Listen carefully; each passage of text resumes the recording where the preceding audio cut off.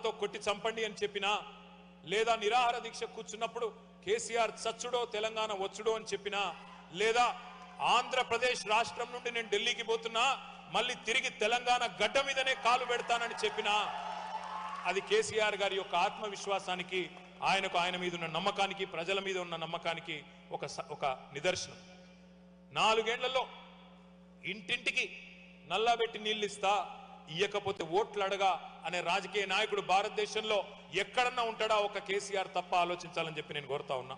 అట్లాగే మరి ఎన్నో కార్యక్రమాలు, 1, 2 కాదు.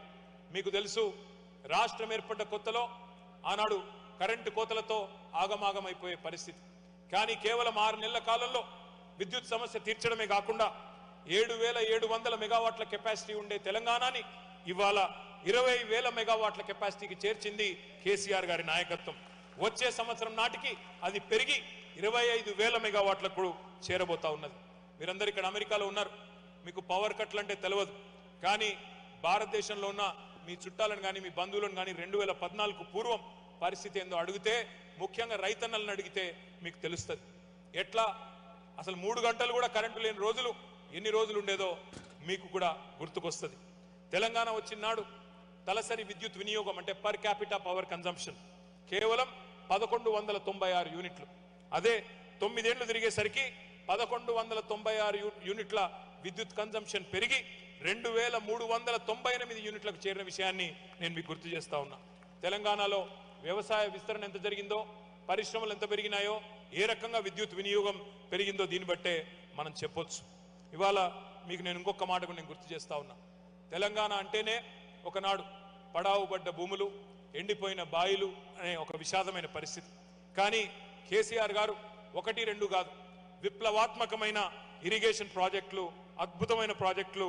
మరి సర్కారు తుమ్మలు మొలిచిన కాకతీయ కాలువలో ఆగకుండా 6 నెలలు నీళ్లు పారినాయి అంటే, ఇప్పుడు అన్న చెప్పిన గోరేటెంకన్న చెప్పిన తుంగతుర్తి, సూర్యాపేట, కోదాడ, అదేవిధంగా డోర్నకల్లు, మహబూబాబాద్ ప్రాంతాలకు కూడా నీళ్లు వచ్చినాయి అంటే దానికి కారణం ప్రపంచంలోనే అతి పెద్దదైన లిఫ్ట్ ఇరిగేషన్ ప్రాజెక్టు కాళేశ్వరం అనే మాట నేను గుర్తు చేస్తా ఉన్నా.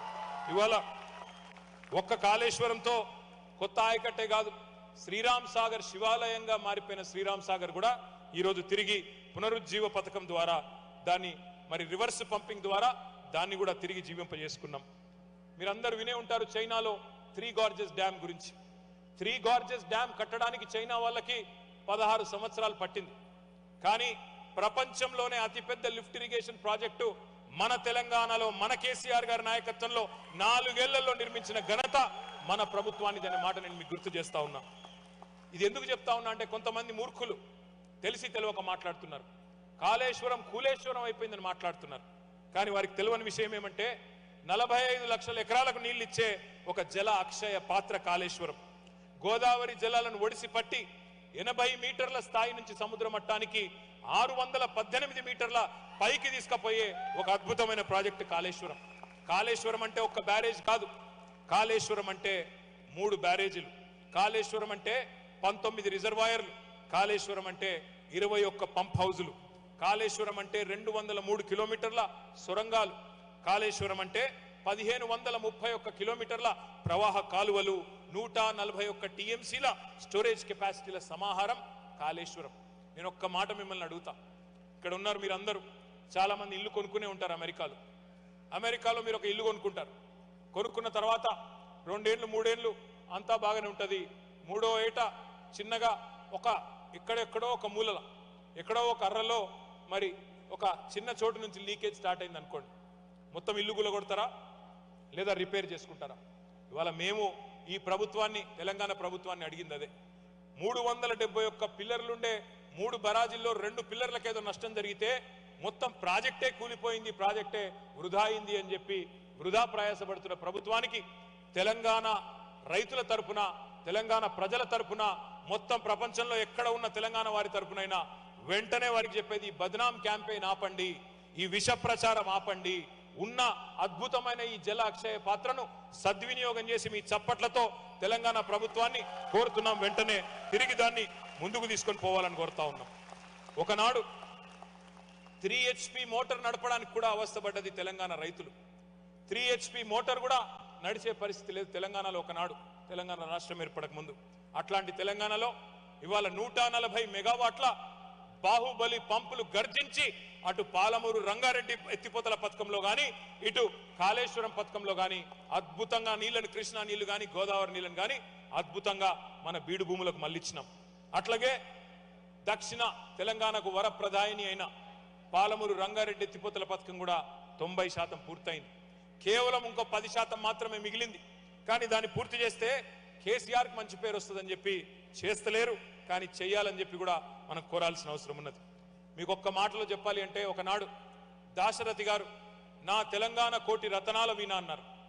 కేసీఆర్ గారు నా తెలంగాణ కోటి రతనాల వీణ మాత్రమే కాదు, కోటి ఎకరాల మాగాణ అని చెప్పి 2014లో 2014-15లో గ్రాస్ ఇరిగేటెడ్ ఏరియా 62 లక్షల ఎకరాలు మాత్రమే ఉంటే 2023 నాటికి 1,60,00,000 ఎకరాలకు తీసుకొని పోయి 1,00,00,000 ఎకరాలు మరి కొత్త ఆయకట్టు తెచ్చింది కేసీఆర్ గారి నాయకత్వం. ఈ మొత్తం భారతదేశ చరిత్రలో 78 ఏళ్లలో ఏ రాష్ట్రం కూడా సాధించని ఘనత ఇది. ఇంత పెద్ద ఎత్తున వ్యవసాయ విస్తరణ, ఇంత పెద్ద ఎత్తున గ్రాస్ ఇరిగేటెడ్ ఏరియా పెరగడం ఎక్కడ కూడా ఈ దేశంలో ఇదివరకు జరగలేదు. అట్లాగే 2015లో 2 పంటల కలిపి సాగు విస్తీర్ణం ఆనాడు 1,31,00,000 ఎకరాలు, 2 పంటలు, యాసంగి వానాకాలం పంట కలిపి. అదే 2023 నాటికి 2 పంటలు కలిపి 2,29,00,000 ఎకరాలకు నీళ్లందించి పంజాబ్ను తలదన్ని, హర్యానాను తలదన్ని వరి ధాన్యం ఉత్పత్తిలో భారతదేశంలో నెంబర్ 1 గా నిలిచింది మన తెలంగాణ అనే మాటను మీకు గుర్తు చేస్తా ఉన్నా. రైతు బంధు గురించి నేను మీకు గుర్తు చేయాల్సిన అవసరం లేదు. 11 దఫాలుగా 73,000 కోట్ల రూపాయలు, ప్రపంచంలోనే largest DBT, largest direct benefit transfer scheme Rythu Bandhu, 73,000 కోట్ల రూపాయలు. మీ భాషలో చెప్పాలి అంటే దాదాపుగా $7+ బిలియన్, $7.5 బిలియన్